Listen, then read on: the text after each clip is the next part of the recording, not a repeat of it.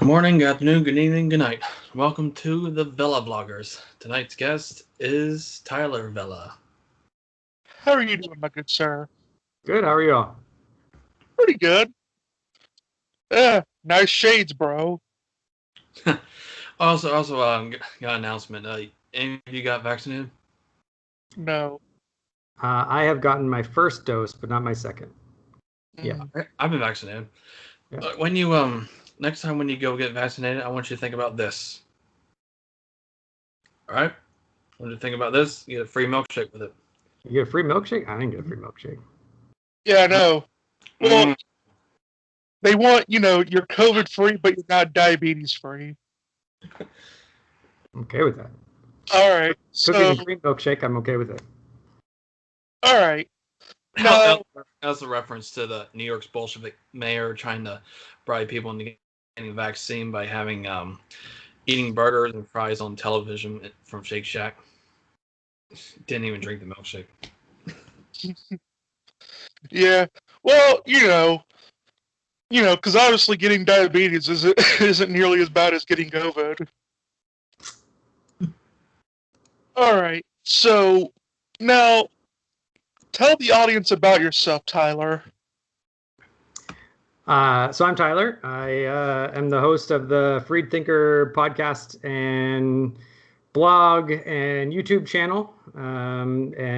Freed Thinker is dedicated to, really anything that I'm interested in, biblically, theologically, and apologetically. And about a year ago, I started putting more content on any content on the YouTube channel. That's dedicated more towards apologetics, dealing with atheists and naturalism and things along those lines, whereas the podcast is more geared towards some in-house discussions and some of my more like biblical theological interests on things like Reformed theology, Molinism, and things along those lines. I got my undergrad degree in biblical studies from Moody Bible Institute after studying English and philosophy at Sonoma State here in California. And then currently I'm enrolled for my master's in theological studies at Reformed Theological Seminary. So you thinking about getting a PhD in it? Eventually, with two little kids and having to work full time and somehow support life living here in expensive California. It takes a little bit longer than normal, but yeah, probably eventually. All right. Now, as you said, you do a podcast called the Free Thinker Podcast. What was your inspiration for that name, and what got you interested in doing that show? So the name, the Freed Thinker Podcast, is kind of a play on words, since it was originally started really as just purely apologetics podcast, dealing with the new atheists, and they always are like, we're free thinkers and all that kind of stuff. Whereas I think that Christians are free thinkers and we are freed thinkers, because in Christ we're freed indeed. The little play on words there is the freed thinker. So I'm challenging, Christians to be free in their thinking, and for free thinkers to be freed indeed is kind of the direction I go with it. Really, I started doing it because I came out of a non-religious background. So I grew up in a secular home. I was an atheist up until I was about 20 years old, probably 19 years old when my naturalism pretty quickly fell away due to some classes that I was taking with an atheist philosophy professor, actually. And so a lot of my interest when I first became a Christian was dealing and interacting with a lot of the philosophical literature, and a lot of what was coming out of atheism at the time. Although it was a couple of years, it was a couple of years before 9/11. And so really it was a few years before kind of the rise of the new atheism as a phenomena. So that's what kicked me off. That is actually very interesting. I do always find it funny that when atheists use that, because originally the term free thinker came up with by deists. Mm-hmm. I think his name was Anthony Collins or something like that, and it was like something like in the 1800s or something. Yeah. he came up with the term free thinkers in order to push deism. So it was funny to see atheists co-opt that. Yeah, and it largely was kind of an anti-clerical thing, not necessarily an anti-religious thing, right? So free thinking really had to do with you're able to kind of follow, the line of thinking wherever it goes, really without any institutional pressures. And so it didn't have anything to do about like, not being religious. It just had to do with that you don't really have any institutional pressures that are forcing you to hold certain conclusions that you may not otherwise actually think are true. Exactly. That all came from the fact that there was, at least in Britain and still to this day, where Christianity was pretty much the nationalized religion. Yeah. So that was generally where it came from. Now, in order to get into some of the topics that you've touched on in your work, you make objections to the notion of libertarian free will. Mm-hmm. What are your problems with it, and how would you ground moral responsibility?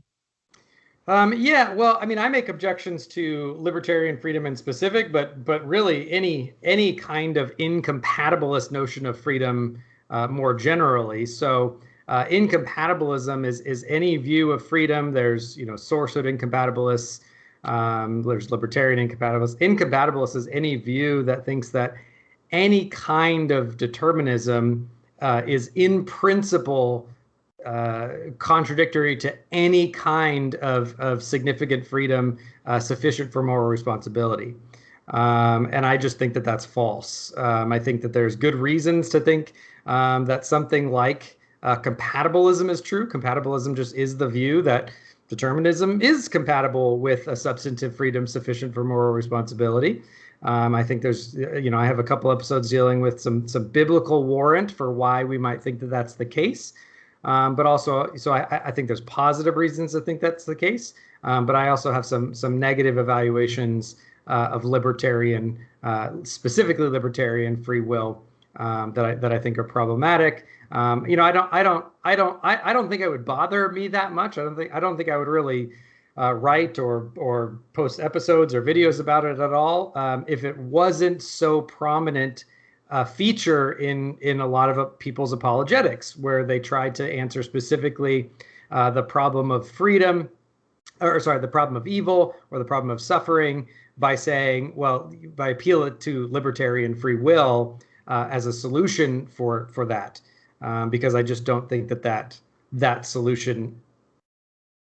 I mean, I want to say I'm not sure it's coherent, but the nice way is to say I don't think it actually does anything to address the problem of evil and suffering, for the simple fact that in the philosophy of action, which is the kind of discipline that deals with the nature of freedom, within the philosophy of action, you have a differentiation between the concept of freedom of the will and the concept of the power of outcome or ability of outcome or something along those lines, where I may have, I may freely choose to fly like a bird, but I don't have the ability to have that be an actual outcome. So when you're thinking about the problem of evil and suffering, it makes no sense to say that God allows suffering because having, free creatures is of such a good, because God could keep us free while not allowing us to have evil outcomes, right? So if I fire, it could just be a law of the universe that if someone fires a gun with Malin to hit somebody else, that the bullet will always turn into marshmallows. And so it may be the case that people are freely choosing to try to shoot people, but they never actually have the outcome. So there never actually is the evil or the suffering around murder, for example. So free will actually doesn't get to the problem of suffering because it's always one step behind outcome. So that's why that's one of the reasons why I don't think it's a very strong theodicy as an answer to the problem of suffering or evil. Well, yeah, generally also libertarian free will is also brought up in order to ground moral responsibility. It's one attempt, right? So a lot of times I find that position isn't very well thought out and isn't very well articulated. Typically, it kind of follows somewhat of a question begging assumption that if I don't have the ability to do otherwise in kind of this what's called a categorical sense, or this ability to do X or not X, right? The assumption is that if I don't have that type of ability, then I can't be responsible. Well, it just there's a lot of work in the philosophical literature that's just not the case. There are these things called Frankfurt examples, Yep. Where I demonstrably don't have that categorical ability to do otherwise. So you have an example of someone's put a microchip in my brain. So when and they know that if I go towards a cup of coffee, if I reach for the cup of coffee, they're gonna trigger my brain so that I don't reach for it. If I don't reach for it, well, they're not going to do anything. That's just going to be what I choose. And so even if in the actual sequence of events I don't choose the coffee, it still is the case that I had no ability to choose otherwise. There would have been no case possible where I could have picked up the coffee because I would have been manipulated. But in the actual course of events, in the actual sequence of events, I freely chose to not drink the coffee. And so it just isn't the case that I have to have this categorical ability or this contra-causal ability in order for us to think that we are sufficiently free. So and so a lot of times when people say things like libertarian freedom is needed for moral responsibility, it relies on this assumption of a principle of alternative possibilities or categorical ability. And that's just not the case. Well, yeah, and also a kind of thing that people I find also appeal to when it comes to libertarian freedom, it is this notion of intuitiveness. Yeah. That it seems intuitive that we have free will like that. Yeah. However, I'd like to point out that, in everyday language, we do have instances where we greatly acknowledge determinism to some degree. Right.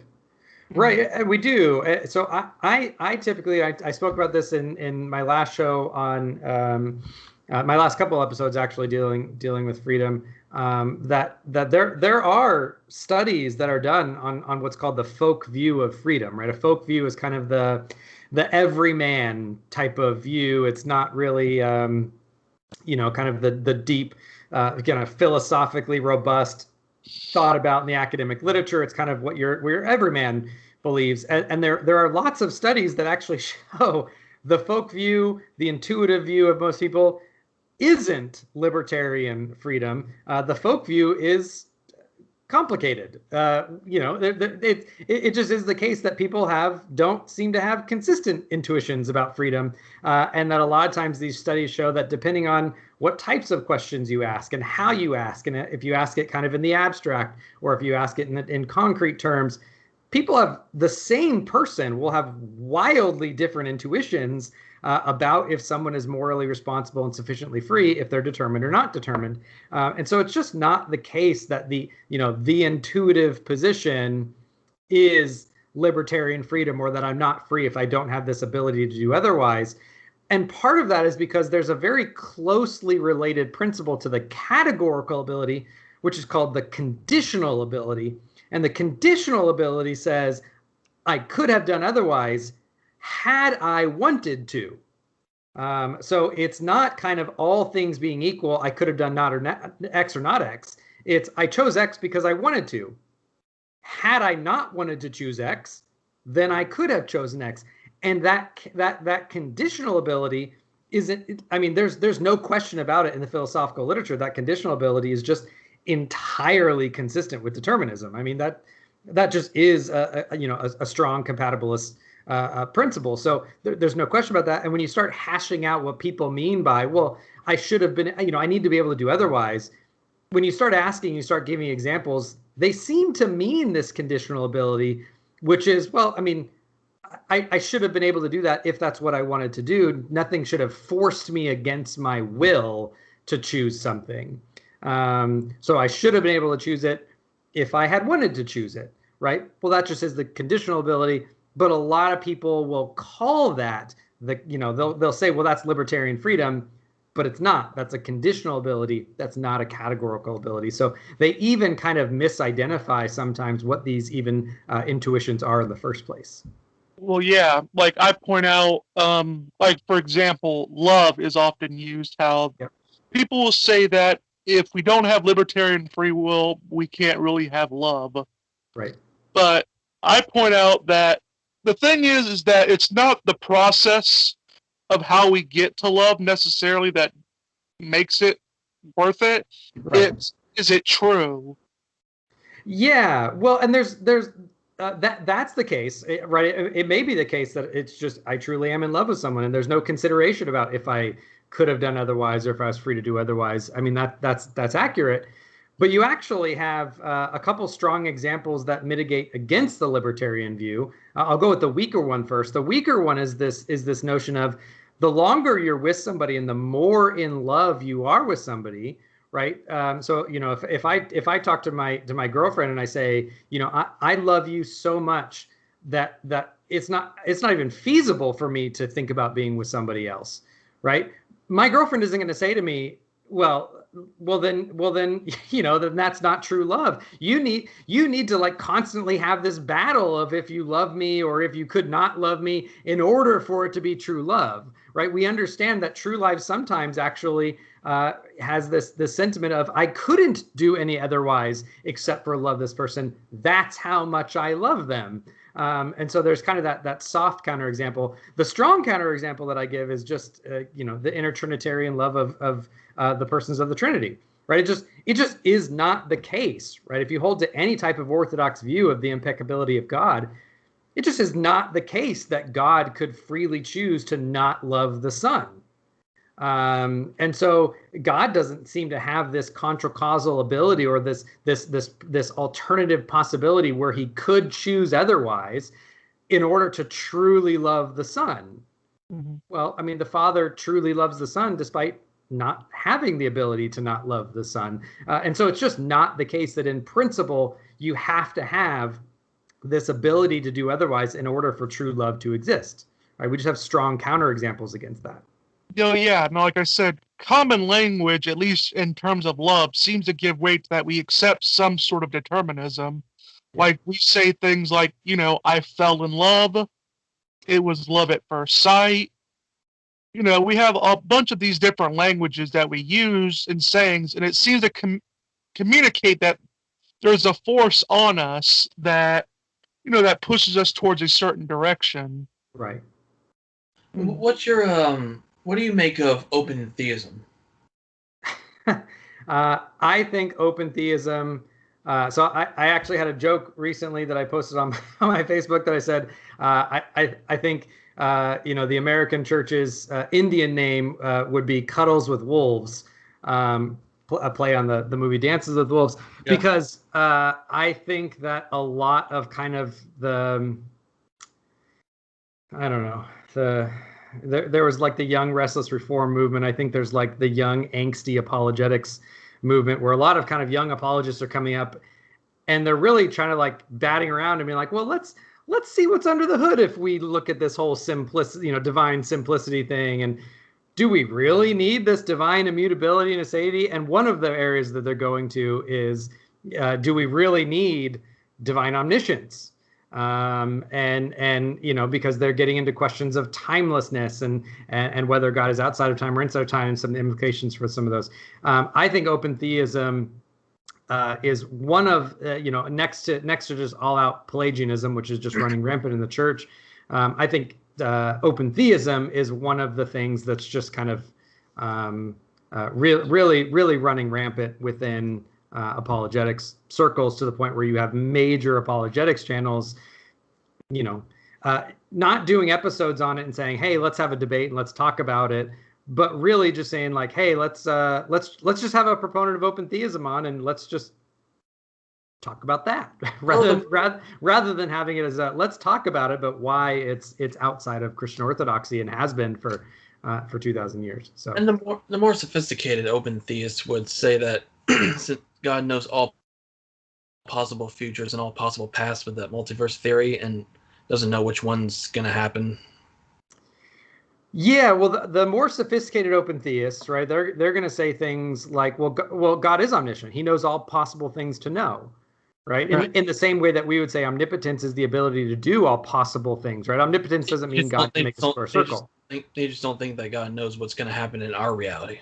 Correct. They're usually hard libertarians, and so they're going to say, well, in order for a view to be sufficiently free, it can't be foreknown, because in some way to foreknow something, it has to be set. It has to be the future isn't open, right? They're not going to be determinists, but they're going to say, if God can know the future is in some way set. It's not open in the way that kind of a radical libertarian would want it to. So they work their way back from this assumption of kind of radical libertarian incompatibilism back into open theism, and then they take that, and then they're kind of a theology in search of a hermeneutic, and they go back and they just wildly abuse biblical passages. I've shown them to the point where they want to go to these passages, right? They want to go to passages like in First Kings and things where it seems like God is changing his mind. They say, see, he changed his mind. He learned something new. He's changed his mind. Rather than reading that kind of analogically, or how we understand historically how God interacts with us providentially, they want to read it really literally, rather than and then they want to go to the more didactic, clear statements that say God is not a man that he should change his mind or that he should lie, right? So they're going to say, well, God can change his mind, and so something else must be happening with this didactic statement. And we're going to say, well, no, following, a very clear, well-established hermeneutical principle that the clear interprets the less clear, the didactic interprets the narrative. You have this express statement that God does not change his mind. God does not repent. God, those types of things. So when we see something where God seems to be changing his mind in a narrative, we say, okay, well, we know that God can't actually change his mind. So what's happening in the narrative? It's analogical language. God isn't actually changing his mind. He's not being surprised. But we have this kind of providential shift in his interactions with us that from our perspective seems like a change of mind, but it's not. Right? So we would read it that way. And I pointed out that they try to read those narratives literally, but then when you go to other passages, like you go to other passages like Genesis 3, where God walks in the garden and says, Adam, where are you? That if we read it like the open theist would, that means that not only does God not know future facts of God doesn't change his mind, he doesn't know future free will facts, but seemingly God doesn't know current facts, right? When God's in the garden, he doesn't actually know where Adam is in that moment. And so the hermeneutic is just all over the place. Like the average person can read that and imagine like mother saying to their kid, like, where are you? Even though the mother knows where the kid's at and just trying to get him out and confess. Yep. And also when another example is when dealing with the Israelites in the wilderness, and God tells Moses, oh, I hate these Israelites. And then later on changes, apparently, according to open theist, changes its mind. Right. Where we would say that those are analogical expressions of God's kind of providential dealing, but it doesn't mean that God is somehow later learning something new or changing his mind, that he didn't know that they were gonna sin the way that they sinned, and so he really wanted to do something. He was really hopeful that it was going to work out, but then doggone it, they defeated his plans, and now he really shucks. Like, I really messed that one up. I might as well start over. Well, they could also interpret it like an open theist way, that there's passages that there's one passage at least that says that God does not trust his own divine counsel, like when God appointed the nations to the according to the sons of God. That they ended up abandoning their role, and then but yeah. Yeah, I definitely think it's interesting. Now, you have in your previous work, like a way I got into you, sort of, was I heard about your book on the atheist David McAfee, and I know, we both have written books objecting to the new atheist movement, but what got you into criticizing that atheist in particular? Yeah, so my book's called Measuring McAfee. and it's a response to David McAfee, who is kind of a new atheist, kind of a scientistic skeptic. He's actually a really nice guy. I'm not exactly sure how he and I started talking. I think it was way back in the days when I was a contributor at LimeWire, maybe. But he and I would kind of we were like sparring buddies, and we would get into debates and stuff. I found out he was actually a student up here by me at UC Santa Barbara, and so he and I have actually had dinner together and hung out. But he wrote a book called Disproving Christianity, which I was going to write a very general review, like a couple page review or whatever. But the more I started going into it, I was like, oh, this is just kind of like a litany of I could address why this line of thinking is wrong, and this line of thinking is wrong, and this line, like I could start addressing, and it just kind of snowballed into this full book length book review that I was able to kind of polish up and to really highlight a lot of the problems with what really falls under common kind of internet atheism, internet infidel type of new atheist rhetorics and arguments, and how they really end up being far more anti-intellectual than even the Christian fundamentalists that they try to castigate, and it was able to show, like, you have this book that's set up as like, I'm going to educate you my readers, but I could show over and over and over and over again that he just was not familiar with any of the literature whatsoever on pretty much anything he addressed. So you could have titled it Disproving Atheism, parentheses, same rhetorical effect.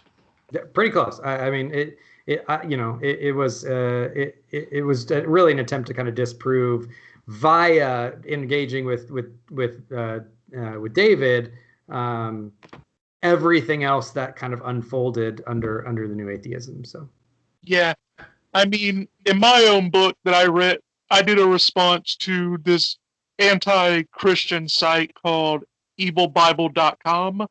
Yeah, I know that one.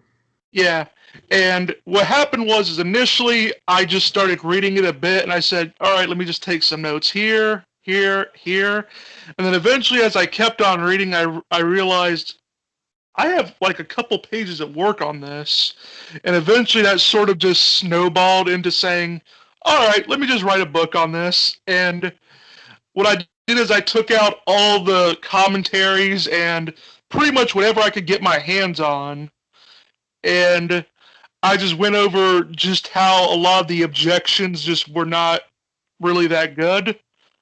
Yeah. I mean, evil Bible doc. They're not even objections. They're just like, here's this emotive, like, This God does this bad thing, and then a bunch of proof text ripped completely out of context, usually from the King James.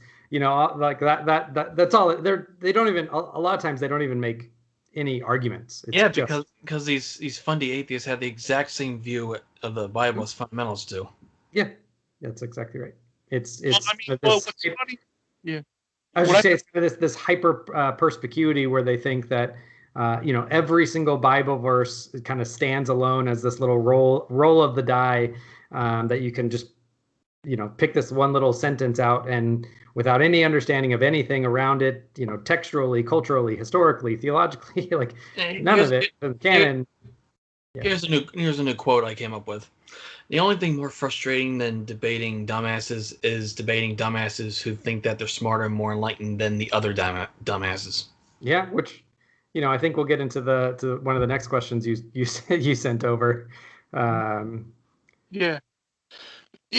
Now, you've done a video on the Dunning-Kruger effect. Yeah. Do you think that bears any relation to the, say, fundamentalist and the new atheist online that you've ran into?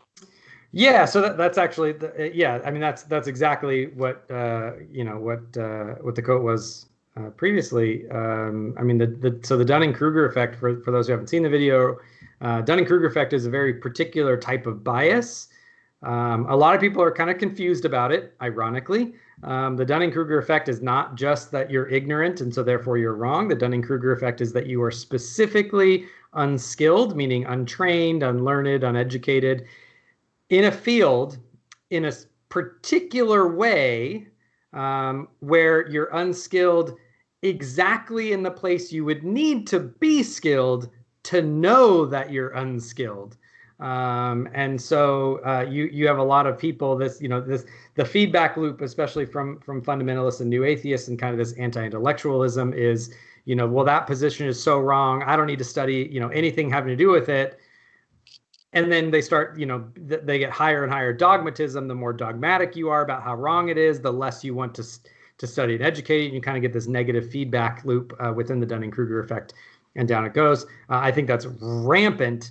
I think that's heavy in most fundamentalist movements, not just atheists. I mean, you pick your poison on that one. But really, that is very, very, very abundant in New Atheists Online, particularly, and I call them out on this, particularly in kind of the Jesus mythicist movements, where I think that just all comes to the fore.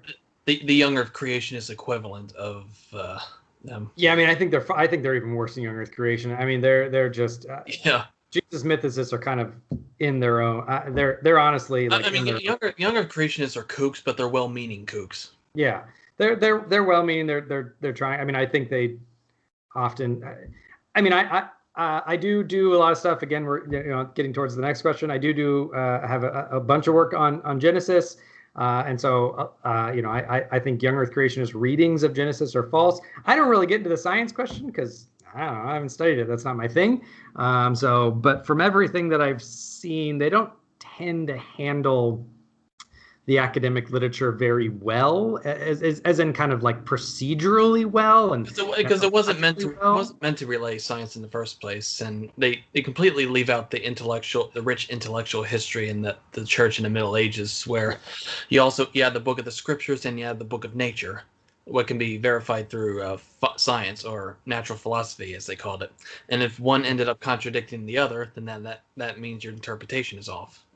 Yeah, there's your interpretation somewhere is off. I mean, there's a lot that goes into that, but yeah, I mean, I think one of the equivalents to this that I would find, probably within the Christian world, maybe not the young Earth. I mean, there are some pretty crazy young Earth creationist fundamentalists out there. Not all young Earthers are that way. I have a lot of really, good friends who I have great conversations about this. They study these things. They read the sources that I send. I mean, they're not anti-intellectual at all. That they're trying. I know more young Earth creationists who are smarter than mythicists. Yeah, they're not quite. I think the example kind of within our sphere that use this way, is really the ones who are doing kind of revisionist history, either kind of the Baptists who just kind of lock, stock, and barrel believe Trail of Blood, that really revisionist myth about the how the Baptistic movement got started, or the kind of radical kind of anti-Calvinists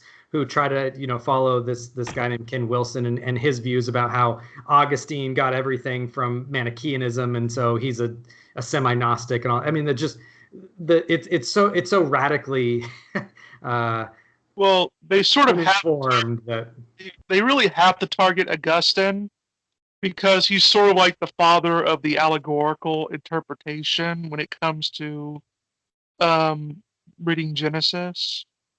And he's the guy who countered the Tertullian's argument of what has Athens to do with Jerusalem, like discarding the intellectual traditions and therefore focusing on the Bible only. Like, it's Augustine that came up with the gold of the Egyptians idea that they can take from the intellectual stuff in the pagans and then make it good again, like put it to good use. Right, but he didn't seem to do. I mean, the claim that I'm speaking of is the ones that think for some reason that his whole kind of soteriological system was just borrowed whole cloth from Manichaean Gnosticism, which, I mean, it's just not the type of historiography and loose air quotes needed to support that type of thesis is literally the type of parallelomania and just reinterpreting and ignoring so much data. It's the same methodology as those who look to DM Murdoch and the Zeitgeist films to try to support Jesus mythicism. It's just that bad. So if there's a type of parallel to that kind of Jesus mythicism, I think that would be the group that I would see that in. Yeah, well, I mean, don't you just know that just means that you're taking man's word over God's word? Obviously, yeah. Yeah. A common thing I often hear from them in specific is about they appeal to the plain reading of the text. And you know, as a person that's into history, whenever I hear plain reading of the text, I just sort of facepalm Yeah. because, when you're doing history from any work, you do have to take into consideration for when you're reading any text that's ancient, especially if it's ancient, that there Yeah. really is no plain reading. That's why we have history and why they debate each other over translations. Yeah, well, I mean, I would say yes and no. I mean, I do affirm the perspicuity of Scripture, right? I think you can take a plain meaning in the sense of the general, the general plot of the narratives, and the kind of the general flow of redemptive history and the gospel throughout. And there are lots of things that are plain. The problem is when you start getting into some of these more debated areas, and people just say, oh, well, I just take the plain meaning. It's like the people who say, well, I have no creed but Christ. Well, like, nonsense. Of course you have a creed. You just, the fact that you don't think you do just means it's probably far less developed, and probably far more inconsistent. Like the people who are like, well, I don't do systematic theology. And I'm like, yes, you do, because you're trying to make systematic objections to these other views. And so you just do it poorly, is what you're really telling me. But yeah, I mean, you're right. We're reading ancient literature, whether or not it's inspired, right? I mean, which I think it is. I think it's inspired. I think it's God breathed. I think it's inerrant. All that, all of that stuff. When fundamentalists and fundy atheists think of inerrant, they had this X-Files view of inspiration, where God implanted this idea or possessed the writer, and then they write whatever down, and then when they're done, Yeah. spirit leaves the body, and then whoa. Yeah, they kind of have this dictation view, like as if the prophet Jeremiah writing his book would be like, oh, hey guys, look at what my pen is doing. I don't know what's happening. Like God, or like sometimes. I mean, that's just not really, no one really holds that type of view, except kind of the fundamentalists. But so there is a sense where perspicuity does hold. There is a plain meaning, but when you start getting into these, into some of these, disputed or the minutia or some of these, the plain meaning, you can have good reasons to think of certain things mean certain things. But one of the examples that I give that just shows how wildly problematic this is. And if you guys can kind of indulge me for a couple minutes, I'll kind of spell out this example. Sure. A lot of people, the Jesus parable of the knocker, right? So Yeah. he tells the story that which of you, if you had a friend travel to you in the dead of night, right? That whole story, and they come and they wake you up in the middle of the night and you don't have any food, and so you have to go to your neighbor and you knock and all that kind of stuff, right? And typically the takeaway is God will bless you for your perseverance, right? The takeaway is knock, knock, knock, pray, God, can you help me? Knock, knock, knock, God, can you help me?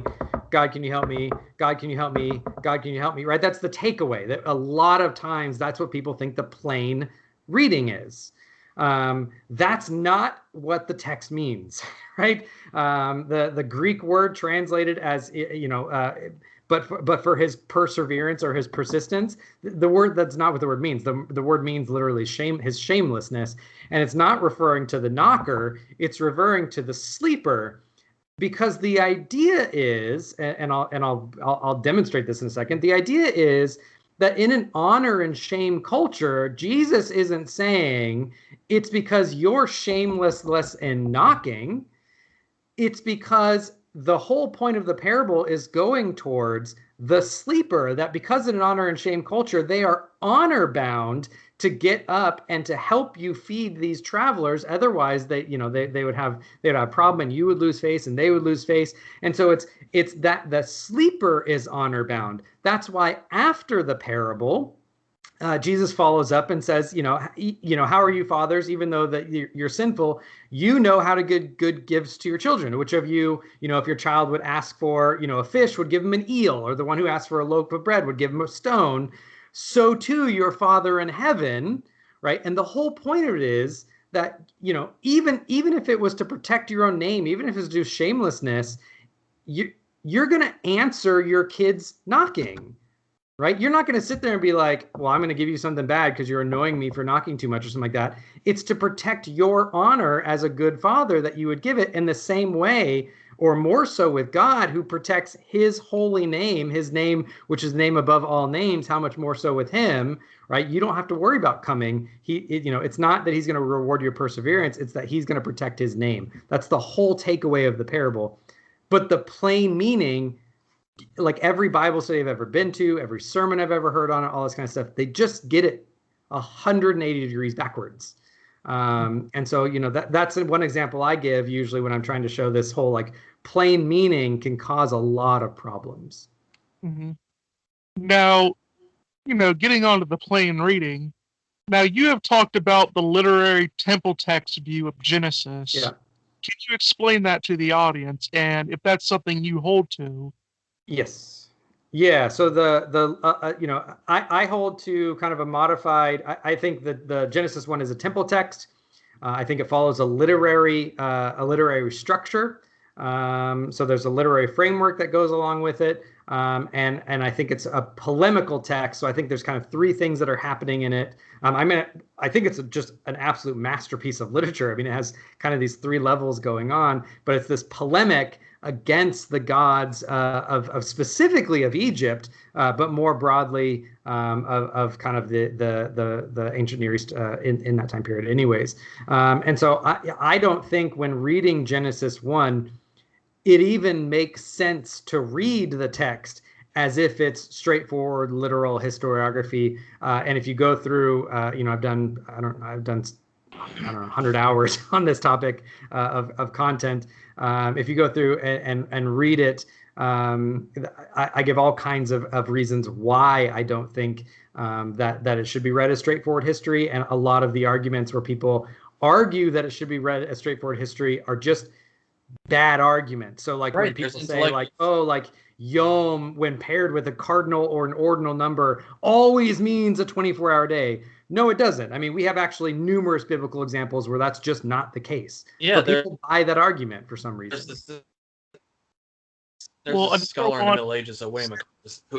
Well, another one that they'll say that, well, if it says in the evening and in the morning or something like that, or in the afternoon or something like that, well, that means it's literally talking about 24-hour days. And I'm like, well, we have that in Psalms. Right.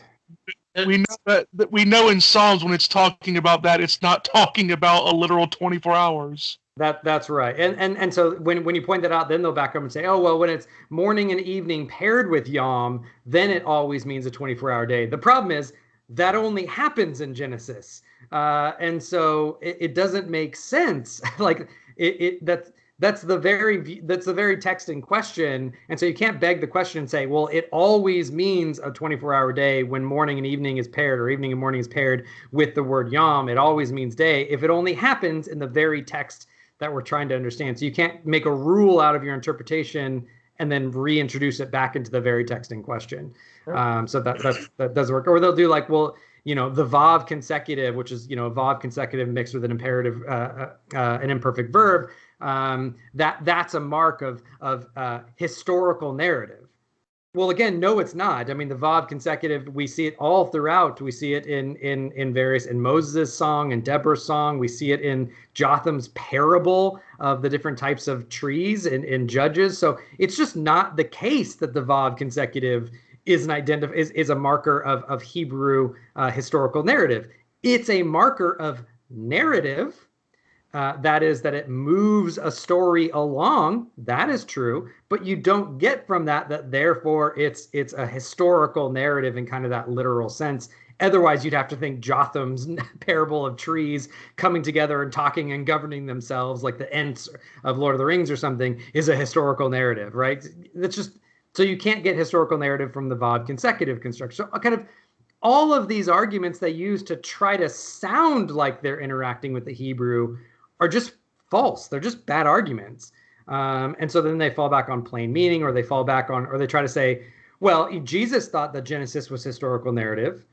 Well, no one disputes that there's historical narrative in the book of Genesis, right? So you can't, I mean, I don't dispute that there's historical narrative in the books of Exodus. That doesn't mean that therefore Exodus 15 and Moses's psalm or song is historical narrative. It's an epic poem. So, but that's within there. So you can't go from as if like denying that Genesis 1 is historical narrative is somehow denying that the book of Genesis or the overall narrative of Genesis isn't historical, right? So that's just a non sequitur. So all these arguments for that young earth view is bad.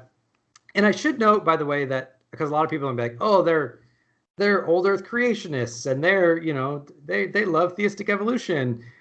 I don't actually buy old earth creationist views of the text either, right? So my view doesn't take a stance on the age of the earth because it's not talking about the age of the earth. That's not the purpose of it. The purpose of it is that God is establishing his garden temple from where he will rule and reign over all of creation.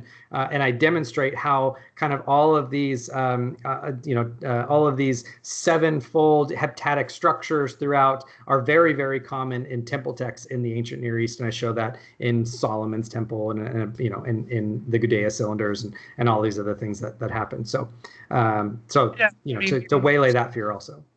Yeah, common thing. Scholars and a common thing I'll often hear about that is they'll say, well, you can't appeal to pagan texts to understand the Bible. And I'm like, no, it was a response to pagan texts. Well, yeah, they're polemics against pagan sects. Plus, I would just say, well, I mean, nonsense. I absolutely can. If they're directly interacting with those texts, I absolutely can. That's why there's all types of work that we do in the New Testament when they're appealing to or they're citing the Septuagint or they're citing the pseudepigrapha or they're when Jude cites Enoch or he actually cites like a dozen different texts that are outside the Bible. In order for me to understand what he's talking about, I need to go and read and understand what those texts are. I absolutely need, you have to do that if you're going to try to understand the book of Jude in any meaningful detail. Now, can you get the overall message of Jude without doing that? Sure, you can, but you can't say that you're actually exegeting the text in its kind of literary and historical background if you're not doing that. So really, we're just doing the same thing with Genesis and its literary and historical and cultural backgrounds. Also, that it is clearly polemicizing. And one example I give, because it's not so, it's not in Genesis is very, very contentious, right? Because we're coming out of kind of the fundamentalist controversy and kind of the creation wars and the cultural wars and all these kind of things that have really colored how people even think and talk about Genesis 1 and creation. So I go to Exodus. And I point out all the 10 plagues of Exodus. Every single one of those is a polemic against a very specific Egyptian god. We only know that by studying Egyptian theology, Egyptian cultic practices. We know that. So studying those cultic practices and those coffin texts and those help us understand what's happening in the plagues. Or when Moses' father, and all throughout you start getting these images of God delivers, Yahweh delivers by his mighty arm, by his right arm. Those didn't start in the Hebrew Bible. Those were actually terms that designated Pharaoh, right? Pharaoh was the one that kept Ma'at. Ma'at is the Egyptian concept, almost synonymous with shalom, right? Kind of general peace as opposed to kind of cosmic chaos. Pharaoh protected Egypt. He protected the ma'at, the peace, the unity, the lack of chaos in Egypt by his mighty arm. He protected his people. He defeated his foes with his mighty arm. And so when Moses is writing Exodus and he says God delivered the Israelites by his mighty arm over Pharaoh, he's expressly sticking it to Egyptian theology and saying, you think Pharaoh is the one with the mighty right arm. God is the one that has the true mighty arm. God's really the one that is controlling the nation of Egypt and the kind of the destiny, the outcome of Egypt. It's a direct polemic. And the parting of the Red Sea is also parting of the Red Sea. Yep, I mean polemic on Egyptian water magic. Yep, polemical theology is riddled. I mean, John Kerr had wrote a book called Against the Gods, which it just shows polemical theology is just it's hard that if people miss it because they don't study the backgrounds, once you see it, once you study the backgrounds, it's all over the place, especially in the Pentateuch, but throughout. And it continues throughout the Old Testament, continues in the New Testament. All those examples in Psalms where God comes riding on the clouds, right? That's a polemic against, Baal worship, where Baal is kind of this fertility storm god who comes riding on the clouds. So it's not Baal that rides on the clouds. It's Yahweh that rides on the clouds in justice and judgment and makes things grow and gives life and all that kind of stuff. So it's just throughout the entire Bible that way. Yeah, what's funny is I actually have Currid's commentary on Leviticus. Fantastic. Currid is, I think, one of the most underrated Old Testament scholars. He is phenomenal. Him and Walter. Mm-hmm. I like Walter Brueggemann myself. He's probably one of my favorite Old Testament authors. My favorite Old Testament scholars. I got his book on Genesis, and it's a massive piece of work. Yeah. Yeah. And, let me get into the last question that I have. Many texts in the Bible can be interpreted in multiple ways, and in some ways they're interpreted in ways that are harder for Christians to deal with. Do you think that it is a good practice to be able to take lighter and harsher interpretations and show how on either one of them they aren't problems for Christians?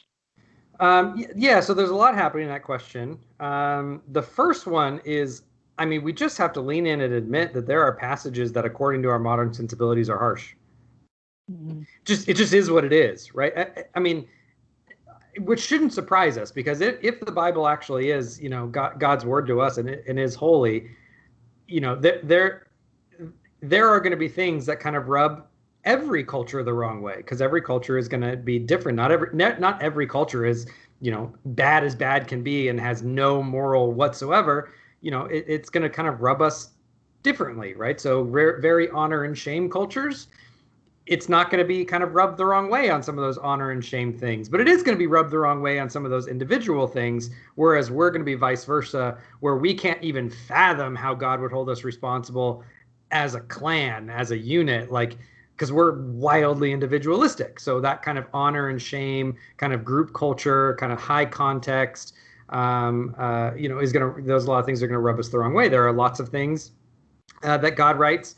I think that God, one kind of paradigm that I find very common in the Bible is that I think God condescends down into, and kind of an incarnational way, he kind of condescends into the culture. He's not necessarily trying to fix everything in the culture. He condescends to them and speaks in their language. He baby talks to us in kind of a reformed term. He kind of baby talks to us so that we can understand him. He's not correcting everything. And so now as moderns, when we read some of that stuff, it might rub us the wrong way a little bit, but we need to know what some of those areas exactly are.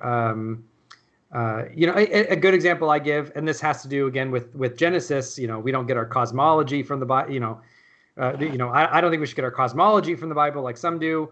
But no one gets their anatomy from the Bible, and a lot of people don't realize this. But in the Old Testament, your English translators help you out more than you know. Whenever the Old Testament says that God wrote His law on your heart, or that whenever it talks about loving the Lord your God with all of your mind and those types of things, and we tend to think of them as brain and heart and all that kind of stuff. They thought the seat of your emotion was your bowels, and the what you actually did your thinking with was your kidneys. And so in the Hebrew, when it says God will lay His law on your English translator says heart, they said He'll lay it on your kidneys. Well, no, what's called concordist, who tries to get their science from the Bible, no one goes and says, oh well, modern anatomy, forget that. We don't need to think that we think with our brains. That's just secular atheistic science trying to tell us we think with our brains. The Bible tells us we think with our kidneys. No one does that, right? But we have to understand that that's in the text, right? And is that Is that a problem for inerrancy? Is that a problem for inspiration? I don't think so, because I think it's very clear that we can understand that God is being incarnational, and the message that he's giving them in those areas, there's no Bible verse that says, thou says the Lord, you think with your your kidneys are what you think with, right? Yeah. It's just he's telling them to that thing you think with, love the Lord your God with all that, right? That's the point of it. So, so Crucifixion of the Warrior God is an excellent book on all this, Mhm. about about how God was viewed in the ancient Near East. mm-hmm. Yeah. How- God is viewed as a warrior God, as a mighty king. I mean, there are passages where, I mean, if you read through, I always joke that no one has a life verse from the Book of Lamentations, where Lamentations is entirely about a book about how God is basically the hunter hunting down Israel as his prey, and he pierces them with his arrows, and he rips them apart, and he feasts on their flesh and all. I mean, no, that's no one's life verse. Or when they do have the life verse, like Jeremiah 29:11, that I know the plans that I have for you, plans to prosper you. Well, no one talks about how that's that's God promising that they are going to go into exile and be almost wasted away, and that he's only going to save a tiny remnant of them. But that remnant is who the promise is to, that they'll have a future. No one talks about any of that. Yeah, there's several depictions of God in the Old Testament in different ways, but also when the rhetoric when God judges Israel and then has like, I don't think a lot of people actually literally think that God directed the kings of Assyria and Babylon to attack Israel, but God judged them by letting it happen. Yeah. Instead of saving them, like during when the Assyrians sieged Judah, and they were spared because the angel of the Lord sent a plague. Yeah. I mean, you could have, and I like, we're talking about like harsher or lighter, interpretations. You could have the same verse, and you could have ones that kind of lean into how harsh it is, or you can have ones that try to mitigate some of it. But I think we can show that no matter which view you take in most of these cases, it doesn't really affect Christian theology. It doesn't really, it's not going to change our faith whatsoever, right? It doesn't change inspiration. It doesn't change any of that. It doesn't really, changing that. A lot of these atheist criticisms don't matter. And I try in some of my studies, I kind of like going and trying to understand some of these really weird, bizarre passages, like in Numbers 15 in the trial by ordeal, where the woman caught in adultery is brought before the priest, and she has to drink, the bitter water, and if she, if it is true that she's in a, found in adultery, that she'll basically, suffer dropsy kind of, and it's this very weird, very harsh sounding passage that sounds very, very kind of anti-woman, very patriarchal, very misogynistic. But when you actually study what's happening, the whole point of it is actually that God is going to protect these women from false accusations from jealous husbands, right? So when you actually go through and study the background of what's happening, it ends up not being as harsh as it sounds actually whatsoever. But some passages, like in Psalm 137, 139, one of those, where it talks about, blessed is the one who, dashes your children to the rocks. Yeah, that was the Israelites wishing that upon their enemies for what they'd done to them. Right, which so how do you handle, is that it's in the Bible, so is that God endorsing that as a moral? Well, when you read it in context and you read what's happening, you're understanding what's happening with Psalms as wisdom literature and that kind of stuff. Well, no, but it's a pretty harsh sounding passage. So what do you do with it? So then the funny, atheists will just the passages where it says that God is directing them to how to treat your slave, instead of them just projecting that on the God in order society based. Yeah, how they handle the slave passages or the servant passages is usually just abysmally bad. Like when they go to Exodus 21:21 and be like, oh, see, the law says that it's good for, a master can beat their slave to an inch of life. It's a manual for beating your slaves. I actually go through and show, well, no, it's actually the exact opposite of that, right? That law says that if they don't die, the family of the slave can't seek retributive justice and demand the owner's life because the slave doesn't die.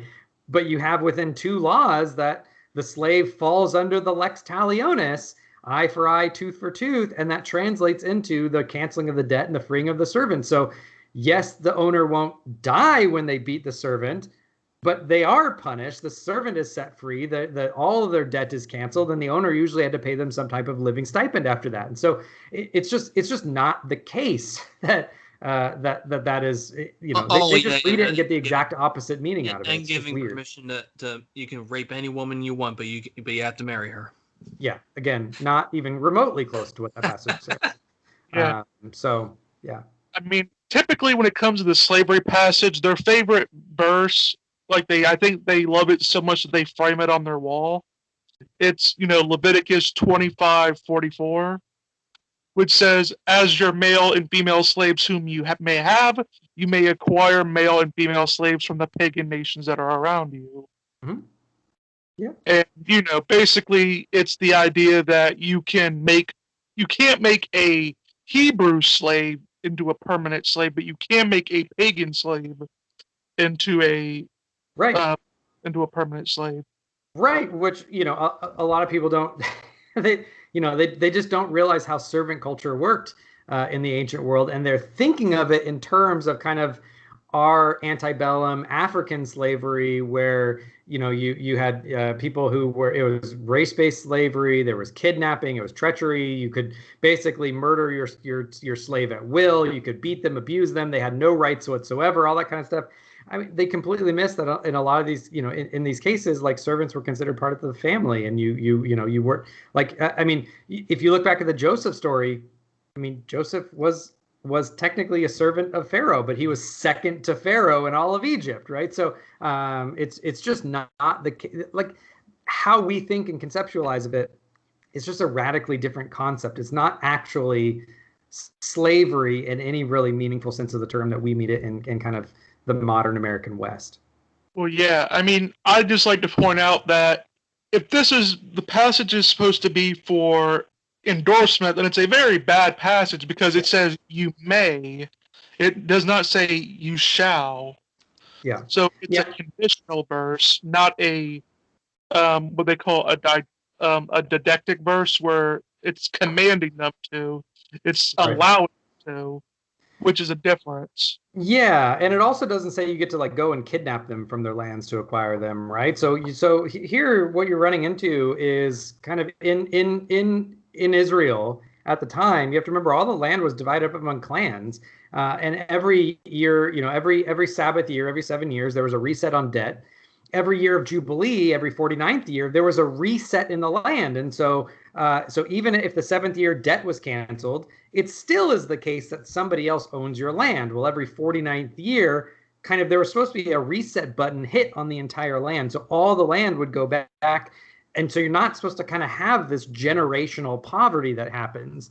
But what that also means is that there's no extra land. Like a Moabite couldn't come in and own land in perpetuity, right? So if a Moabite and their family wants to come in and live in Israel, in an ongoing basis, they have to attach themselves to a family, right? So how do they do that? Well, they become a bond servant in the house, right? That's how they attach themselves, and it means that those families can stay with you. You don't have to kick them out or anything like that. So it's just not the case that you get kind of this. I mean, a lot of people, when they hear that, they think, oh, well, they can go into Moab and steal humans and acquire them as slaves. Well, that's just not what it's talking about. Well, yeah. I mean, it could also be like Walter Kaiser Jr., a good scholar on it. And he says it refers to war criminals, which, in America today, we have a thing where we acknowledge that indentured servitude is permissible in the case of criminals. I believe, I can't remember the amendment, but it says, slavery and indentured servitude is illegal, except for cases of criminal activity. So, I mean, even in our own culture, we do understand that there is times where forced servitude is just for certain penalties. Right. Yeah, I mean, and there's, I mean, again, not to belabor this too long. I did a whole series on this that people can go and see it at my channel on YouTube or on the podcast. But there's a lot of other things happening there as well. I mean, throughout all of these commands, God is repeatedly saying to treat foreigners as with love, as if they're one of your own. To treat foreigners with kindness. For you remember that you were once foreigners in Egypt, right? Yeah. It's continually reminding us. It's in Deuteronomy 15, it talks about how God's really, desires that there shall be no poor among you, which really no poor translates to no servants, right? So you kind of have, even though God is permitting some of these kind of economic structures that are common in the ancient Near East, he also puts a lot of these kind of morals in place that if they were, following those, would kind of trigger them to like, well, we shouldn't really be doing this. It kind of undermines it in the same way that God allowed for divorce, but the way that he kind of identified all those kind of things, there's some triggers that, well, I'm actually supposed to love my wife, as Christ loved the church, right? It kind of undermines those types of things. So they just, again, atheists aren't good generally. I mean, some are. I don't want to say all aren't, but kind of these online atheists, YouTube atheists type thing, they're just not good at reading these kind of thematic developments that go across the canon that way, that are in the context, that are within the historical context, literary context. They're just typically not good at reading those, and largely they are coming out of fundamentalist backgrounds, and so they're really just kind of exchanging one fundamentalist kind of hyper literal hat for another fundamentalist hyper literal hat, and so they're kind of you can't really teach those dogs new tricks very easily. So And we all know they don't care about these people who lived and died thousands of years ago. They just want to get an emotional reaction out of people. yeah, that's right. Well, all right. Well, we've come past the hour mark. So you got any last questions you'd like to ask Tyler, Carlos? I did, but then I forgot it. All right. Well, tell the audience where they can find you, Tyler. So you can find me at the best way to kind of find the hub where everything is at is by visiting my blog, which is Freed Thinker. So with a D, Freed, the Freed Thinker podcast.blogspot.com. Or you can go over to Freed Thinker, the group page on Facebook. Pretty much everything is posted there. Or you can find the Freed Thinker podcast where any fine podcasts are downloadable. Or finding the Free Thinker on YouTube. I'm available in all of those places. Mm-hmm. Do you have any upcoming projects you'd like to tell the audience about? I do actually.